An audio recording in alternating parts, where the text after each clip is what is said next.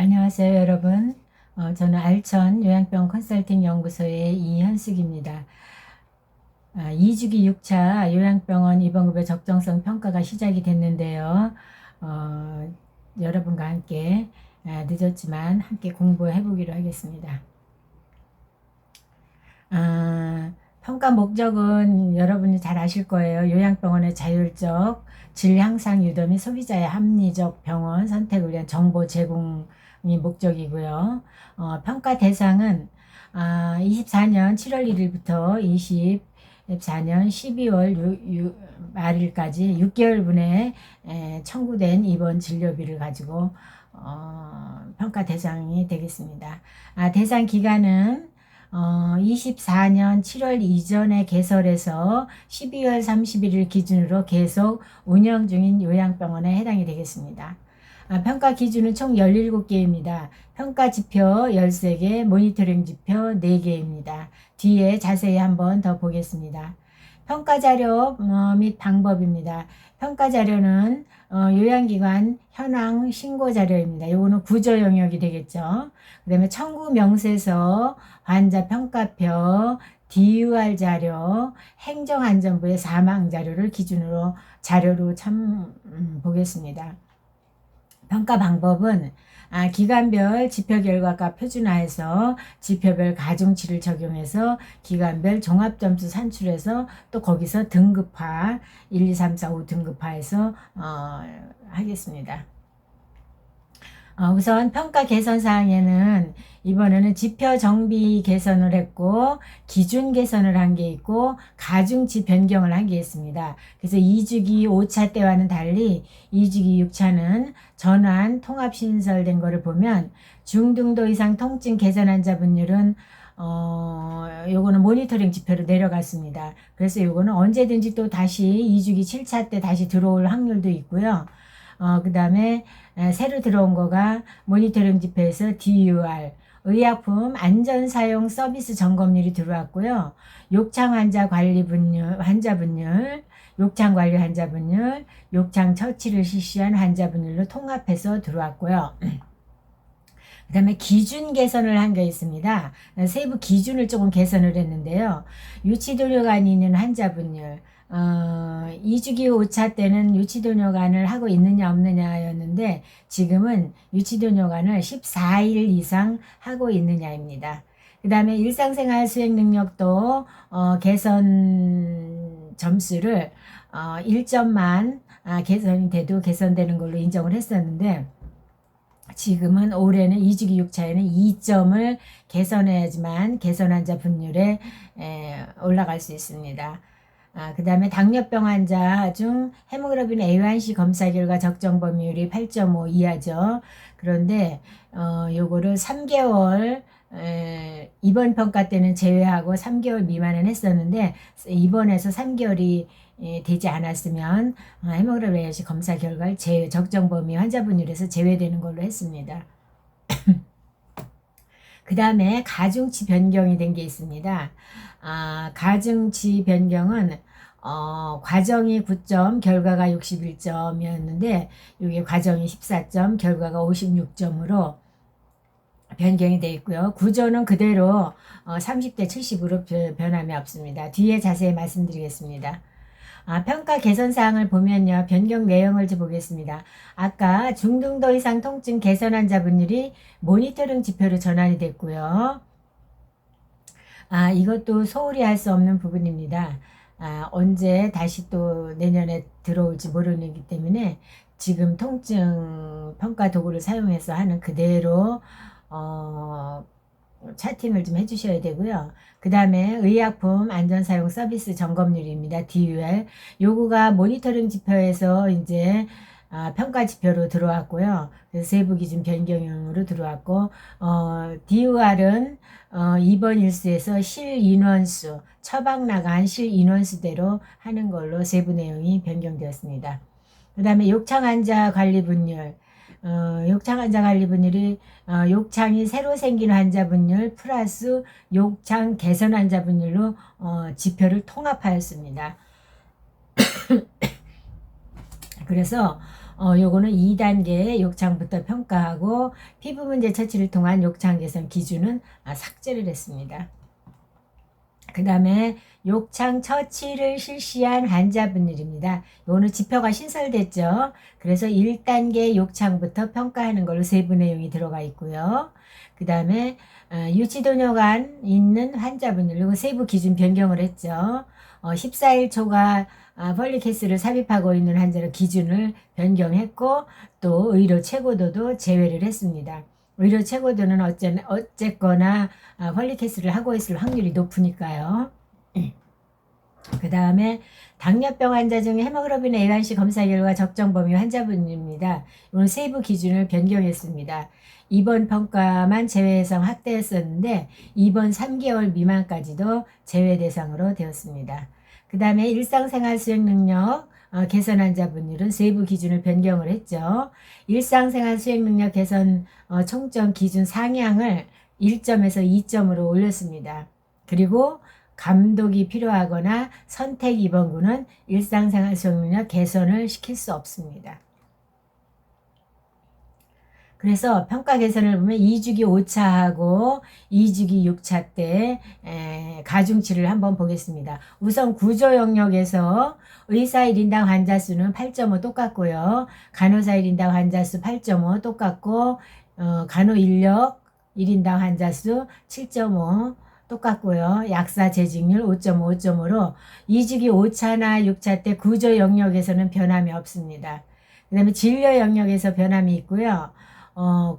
진료 영역이 9개인데 과정이 4개, 결과가 5개입니다.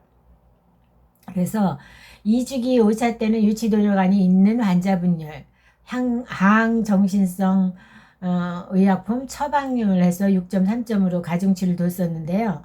2주기 6차 때는 유치도뇨관이 있는 환자분율을 유치도뇨관이 14일 이상 하고 있는 환자분율로 변경됐고요. 항정신성 의약품 처방률은 가중치는 똑같습니다.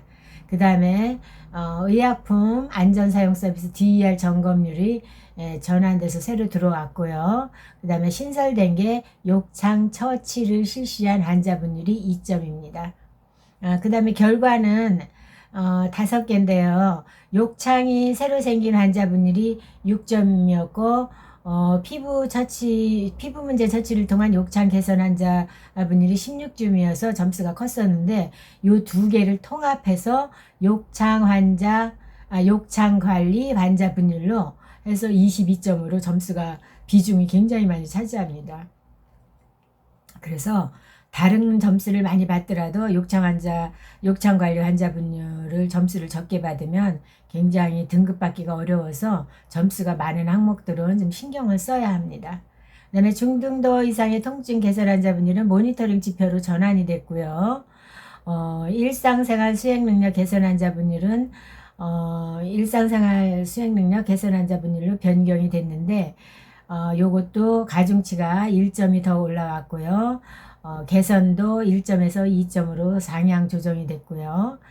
당뇨병 환자 중 헤모글로빈 A1C 검사 결과 적정 범위 환자분율 요거는 8.5 이하라는 적정 범위는 상관이 없는데 입원 시에 입원 환자를 제외했었는데 입원 3개월 미만 환자도 제외하는 걸로 변경이 됐고 12점으로 가중치가 상향됐습니다. 장기 입원 환자분율은 3점이었는데 장기 입원 180일 이상 환자분율이 5점으로 상향 조정되었고요. 지역사회 복귀율도 3점에서 5점으로 변경되었습니다. 이게 3점일 때는 크게 그렇게 점수를 다른 거를 많이 따면 좋았는데 5점으로 해서 이것도 무시 못하는 아주 중요한 항목으로 생각됩니다. 그래서 2024년 7월 1일부터 2024년 12월 30일까지 6개월의 의료급여, 보훈, 진료까지 건강보험까지 해서 25년 3월 심사결정분까지 대상 기간이 되겠습니다. 대상 기간은 요양병원 일당 정액 수가를 청구하는 모든 요양병원이 되겠습니다. 그래서 올해의 평가지표를 보면 구조가 4개, 과정이 4개, 결과가 5개에서 13개가 되겠습니다. 가중치는 앞에서 말씀드린 거와 똑같습니다. 이게 2주기 6차 24년도 평가 지표입니다. 모니터링 지표는 유치존요관 관련 요로 감염률, 중등도 이상 통증 개선 환자분율, 최면 진정의약품 처방률, 환자 지원팀, 퇴원 환자 지원 이수 교육입니다. 모니터링 지표는 적정성 평가 등급에 관여하지 않기 때문에 이거는 종합점수 산출에 반영되지 않고 가중치 배정도 없습니다. 그렇지만 여기 있는 항목들은 또 2주기 7차 때에 또 들어오고 어떤 거가 빼질지 모르는 상황입니다. 그래서 항상 여기에 있는 모니터링 지표들도 관리를 하셔야 합니다. 우선 구조 영역의 평가 자료를 보면 의사, 간호사, 간호인력 구성, 약사 재직 일수, 그래서 24년 3, 4분기 인력 현황을 반영하겠습니다. 그 다음에 입원역, 차등제, 산정 현황 통보서를 보고 구조 영역은 결정이 됩니다. 평가 기준은 진료 영역 평가 자료는 DUR 자료, 청구 명세서, 환자 평가표, 행안부의 사망 자료 등을 평가 기준으로 하겠습니다. 그 다음에 평가 기준 중에서 지표별 결과 산출은 어떻게 하느냐.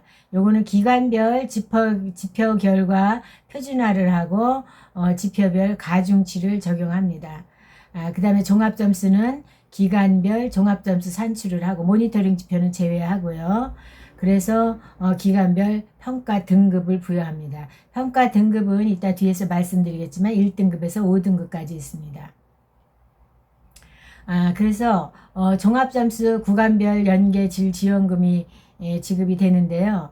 87점 이상이 1등급, 79점 이상 87점 미만이 2등급, 71점 이상 79점 미만이 3등급, 63점 이상 71점 미만이 4등급, 63점 미만은 5등급입니다. 그래서 연계 질 지원금 적용을 보면 이 종합점수 상위 10% 이하 10% 이하에 들면 20%의 질 지원금을 가산해서 받을 수 있습니다. 20%면 300병상이라고 했을 때 1인당 지금 현재 23년 기준으로 4,300원 정도 하는데요. 어마어마한 금액입니다. 1년에 이 적정성 평가를 잘함으로써 4, 5억이 왔다 갔다 하는 돈입니다. 그 다음에 종합점수 상위 10% 초과 30% 이하는 10%를 지원받습니다. 30% 이하가 거의 1등급에 들기는 하지만 이게 상대 평가이기 때문에 종합점수 상위 10% 이하에 들어야 20% 질지원금을 받고요. 10% 초과 30% 이하는 10%를 받습니다. 그 다음에 평가 결과 4등급 이상이면서 직전 평가 대비 종합점수가 5점 이상이 상향이 됐다. 그러면 5%를 가산받습니다.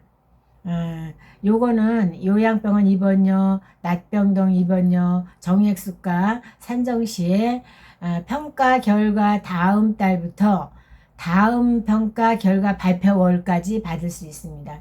2주기 5차가 6월 말에 발표가 됐죠. 그래서 7월 1일부터 질지원금을 받아서 내년도 2주기 7차가 발표되기 전달 6월 달까지는 받을 수 있습니다.